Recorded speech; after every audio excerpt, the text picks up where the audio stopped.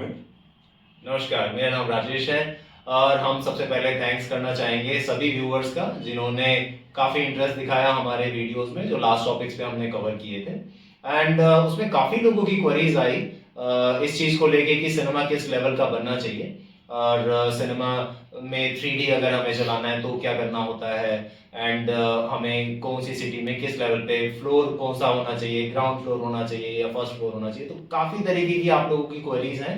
हम कोशिश करेंगे ज़्यादा से ज़्यादा इस वाले वीडियो में टॉपिक्स को कवर कर पाएँ सर।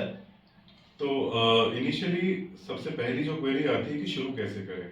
शुरू कैसे करें मतलब आपके इंटेंशंस हैं कि आप एक मूवी मल्टीप्लेक्स बनाना चाहते हैं, आपके पास हो सकता है लैंड भी हो, तो क्या सिर्फ इतना काफ़ी होता है हमारे से या किसी भी मूवी बिजनेस ओनर से बात करके उसको चालू करने के लिए, कि आपको एक्चुअली इसके अलावा भी बहुत सारे होमवर्क और ग्राउंड वर्क करने पड़ते हैं।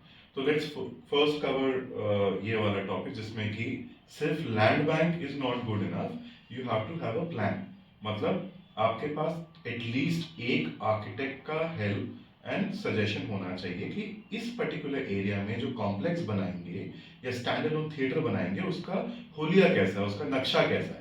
कोई भी सिनेमा चेन, किसी भी दर्जे का सिनेमा चेन आपके साथ इन्वॉल्व होता है जब वो फिट आउट की बारी आती है। उनके सजेशंस जरूर होते हैं कि जब आप एक कॉम्प्लेक्स बनाएं, थिएटर बनाएं, तो आप उसमें इतने ऑडिटोरियम बनाएं, इतनी सीटें निकालें, फिजिबिलिटी के लिए या कमाई के लिए। बट इफ यू वांट कि आपको ये बता दें कि आपका सिविल का काम इस थिएटर के लिए कैसे होगा, तो not every cinema chain will contribute उस तरह से। There will be few, I am not saying कि नहीं, बट ये बेसिक जॉब जो है वो आपको किसी आर्किटेक्ट के थ्रू कराना होता है। राइट, बिल्कुल सही कहा आपने। कई बार सर ये भी आता है लोगों का कि हमको जो सिनेमा बनाना है, जितनी स्क्रीन्स का बनाना है, कितना सिंगल स्क्रीन का बनाना है फॉर एग्जांपल, तो हम बार बार अपने वीडियोस में बता रहे हैं कि किसी भी प्रोजेक्ट को लेके उसकी फिजिबिलिटी पहले तैयार करना पेपर पे ज़रूरी है। आपके आर्किटेक्ट आपकी लोकेशन के हिसाब से बताएंगे कि कितना एरिया निकल रहा है, कितनी स्क्रीन, कितनी सीट्स उसमें निकल पा रही है। वो फिजिबिलिटी ही बताएगी कि वहां पे सिनेमा सक्सेसफुल होगा भी या नहीं होगा। क्योंकि इसके फिर जैसा हम बार बार बोलते हैं अपने वीडियोस में कि फिजिबिलिटी एक बहुत बड़ा फैक्टर है किसी भी प्रोजेक्ट को स्टार्ट करने से पहले। सर्टेनली, मतलब साफ सुथरे शब्दों में आप वो पैसे जो इनिशियली एक फिजिबिलिटी रिपोर्ट में, एक लेआउट में, एक ड्राइंग में बचाना चाहते हैं, वो मतलब आप कभी ना ऐसा सोचें कि उसमें कुछ बचेगा। आपका आगे के बहुत सारे प्लान्स उस पर बहुत कुछ डिपेंड करेगा। मतलब वो बेसिक फ्रेमवर्क है जिसको आपको एक प्रोफेशनल से ही कराना चाहिए। ऐसा नहीं है कि आपको लगता है कि जब एक्चुअल फिटमेंट शुरू होगा सिनेमा का या चलाने की बारी आएगी तब आपको प्रोफेशनल्स की जरूरत है। नहीं, आपका पहला पैसा इस बिजनेस में डाले उससे पहले आपके पास ये प्रॉपर फिजिबिलिटी होनी जरूरी है।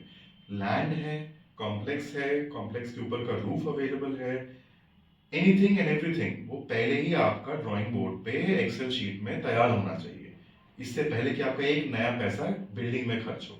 बट इस पर्टिकुलर प्रोजेक्ट के लिए आपको ये सब जो चीजें करेंगे, this will also cost you. Of course it's a minimal cost, बहुत ही हार्डली कोई कॉस्ट होगा, but you should get it done from a professional. एक और बहुत कॉमन सी चीज आती है, मेरे पास 50 लाख रुपए हैं एंड मैं उसमें एक थिएटर बनाना चाहता हूँ, मेरी सो एंड सो जगह है, अब ये कैसे करें। तो I guess Rajesh, what would you like to say so on that? Actually में सिनेमा जो है ये एक बहुत ही कैपिटल इंटेंसिव वाला बिजनेस है।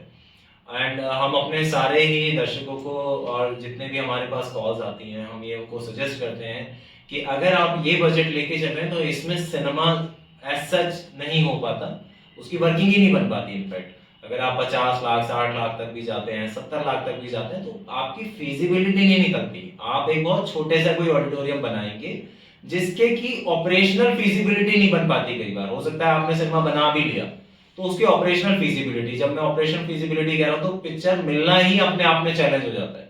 उसके पीछे रीजंस हैं, उसके भी बिजनेस सेंस नहीं बन रही होती। जो पिक्चर आपको देगा डिस्ट्रीब्यूटर, उसकी बिजनेस सेंस जब तक नहीं बनेगी वो भी नहीं देगा। अब जैसे फॉर एग्जांपल डंकी और सलार अभी जो हाल ही में रिलीज हुई हैं, दो पिक्चरें हैं, राइट। तो आपको कोई भी वो पिक्चर क्यों दे, उसके लिए आपके पास नंबर्स अच्छे होने बहुत जरूरी हैं। आपके डिजिटल चार्जेस होते हैं, कन्वर्जन चार्जेस होते हैं, वो बहुत ह्यूज होते हैं।